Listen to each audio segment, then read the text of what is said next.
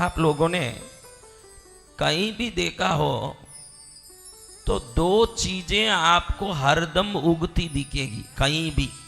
एक तो दूर्वा घास, आप कहीं भी देखो उसको उखाड़ दो, आप कितना भी उखाड़ो उस जगह दूर्वा घास आके ही रहेगी। दूसरा है पीपल।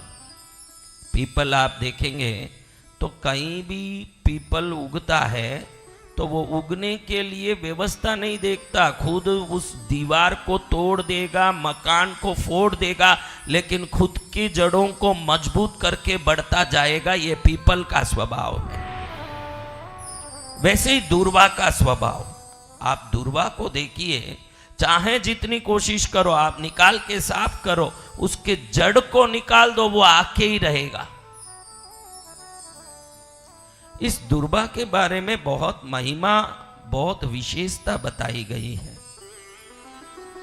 छोटी सी दृष्टांत देख के आज कुछ बातें हम सुनेंगे जो आनंदकारी हमारे जीवन को करने वाला बने। जाम्ब नाम का एक नगर था। क्या नाम? जाम।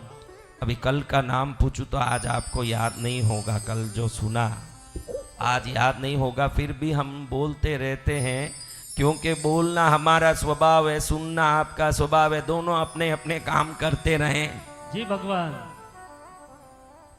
जाम्ब नाम के उस नगर में सुलभ नाम का एक वैश्य रहता था, क्षत्रिय, बड़ा धनवान, गुणवान, धार्मिक, ज्ञानी, गुणी, सब प्रकार से सौलभ्य संपन्न था। उसकी पत्नी थी सुमुद्रा। दोनों ही ईश्वर भक्ति में रत, शास्त्र परायण, पुराण आदि कथा श्रवण में रुचिकर लोग बड़े आनंद से अपने जीवन बिताते थे।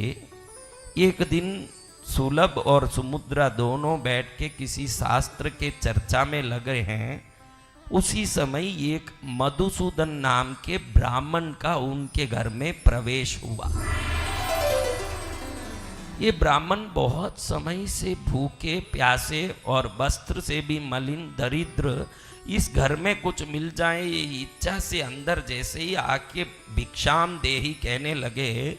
पहले तो सुलभ को लगा कि मेरे घर में किसी ब्राह्मण का आगमन हुआ, मैं धन्य हुआ, इनको कुछ करूंगा, ऐसे सोच के खड़े होके उनका स्वागत करने के लिए प्रसन्न मुद्रा से उठा। लेकिन जैसे ही ब्राह्मण जी का वो दरिद्र वेश देखा, वस्त्र होते हुए भी दिगंबर लगते थे, वस्त्र होते हुए भी निर्वस्त्र लगते थे, तो ऐसा रूप देख के ही मन में लगा सुलभ को कि ऐसा मलिन शरीर और मलिन वस्त्र, ऐसे सोचते ही उनको हंसी आ गई। सुलभ क्षत्रिय को जोर से हंसी आई। जैसे ही ब्राह्मण अपने को देख के हंसते हुए सामने व्यक्ति को देखा, एकदम मधुसूदन ब्राह्मण को गुस्सा आ गया। गुस्सा आते ही क्षण में खड़े होकर के ब्राह्मण ने कहा कि नालायक, मुझे देख के हंसता है, ऐसे दांत दिखाता है, दांत दिखा के मेहनत करने वाला बेल बन जाएगा, ये मेरा श्राप है तुझे।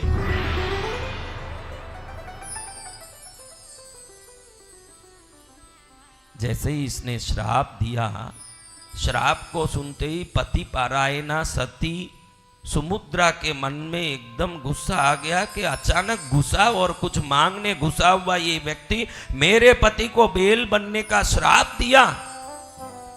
तो तुरंत वो खड़ी होके जोर से चिल्लाने लगी कि अगर मेरे पति को तूने श्राप दिया और मैं पति पारायणा सती औरत हूं तो तू भी गद्दा बन जाएगा, बार ढोने वाला, ये मेरा तुझे श्राप है।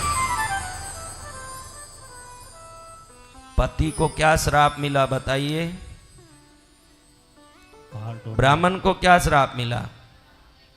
अब ब्राह्मण ने सुना कि मुझे गधा बनने का श्राप दिया, उसी समय उसको गुस्सा आ गया कि भाई मुझे गधा बनने का श्राप दे रही है, मुझे गधा बनने का श्राप देने वाली, मूत्र पीने वाली, विष्ठा खाने वाली चंडालन बन जाएगी तू, मेरा ये श्राप है।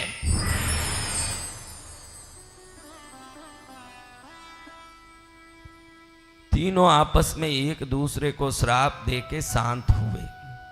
समय पूर्ण हुआ, श्राप को अपना काम करना ही था। मैं सदा आप लोगों को कहता हूं कि एक वृक्ष में बहुत सारे फल लगे हों, आप कौन सा फल तोड़ेंगे? जो कच्चा है वो तोड़ेंगे कि अध कच्चा अध पक्का तोड़ेंगे कि अच्छा पका हुआ मीठा फल तोड़ेंगे? बताइए मेरे भाइयों। अच्छा पका हुआ मीठा फल तोड़ेंगे सदगुरु भगवान। हाँ बोलो ना, जोर से बोलिए। अच्छा मीठा पका हुआ फल तोड़ेंगे गुरुदेव। कच्चा क्यों नहीं तोड़ेंगे? कोई कारण तो बताइए। कड़वा कड़वा होगा। कहाँ से आई माता जी? वैसे ही बोलो। हाँ वैसे। राजस्थान से? कहाँ से?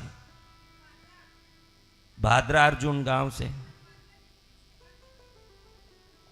तो माता जी कितनी सुंदर बोल रही है कि कच्चा फल नहीं तोड़ूंगी क्योंकि कड़वा है, फल कड़वा लगेगा, मीठा फल ही तोड़ूंगी। आप सबको प्रणाम करके बोलना चाहता हूँ महाराज कि अगर कड़वा फल खाने में रुचि नहीं है, मीठा ही खाते हो, तो कड़वा शब्द भी दुनिया को दुख देता होगा, वो भी बोलना बंद कर दो। मीठा ही बोलना शुरू करो जीवन में। मीठा ही बोलो। जब कड़वे चीज पसंद नहीं है तो किसी को कड़वाहट कैसे लगती होगी ये सोच के बोला करो। दूसरों को कड़वाहट कैसे लगती होगी, बोलो ऐसे कि सुनने वालों को खुशी आती हो। बोलो ऐसे कि सुनने वाले प्रसन्न हो जाएं, क्योंकि जैसे वृक्षों में फल है, संसार में शब्द है। देखो कड़वे शब्द भी है कि नहीं? भगवान। आधे कड़वे आधे मीठे हैं कि नहीं? जी भगवान। पूरे मीठे शब्द है कि नहीं? हाँ। आप लोग कहते हो कि मीठे मीठे फल ही खाएंगे। आज आप ये वचन ले लो मेरे से कि मीठे मीठे शब्द ही बोलेंगे, फिर आपके जीवन में कभी कोई कर्म बंधन ही नहीं होगा। जो भी होता है शब्दों से ही होता है। जितने कर्म बंधन होते हैं सब शब्दों से ही होते हैं, बोल चाल से ही दुख बढ़ता है। जय जय गुरुदेव। सत्य। और आज तो जमाना इतना खराब है कि क्षण क्षण में लड़ने वाली दुनिया है। जी भगवान। रेलवे स्टेशन में लड़ाई, बस स्टैंड में लड़ाई, एयरपोर्ट में लड़ाई, कहाँ देखो वहां गली गुच्छे में लड़ाई, कहीं देखो वहीं लड़ाई का झगड़े का एक दृश्य दिखने में आता है। सही है ना भाइयों? सत्य वचन है गुरुदेव। आप में कितने लोग हरदम मीठा शब्द ही बोलते हो? वो सब हाथ ऊंचा करो। अब कोई ऊंचा करे तो मैं मानू न, पहले मानू तो बात अलग है ना। आप किसी में भी ऊंचा लोगे हाथ। आप जब तक मनुष्य हो मैं मानने तैयार नहीं कि आप हरदम मीठा ही बोलते हो। कभी तो ये कड़वा शब्द निकला ही होगा जीवन में कि सदा मीठा ही बोलोगे।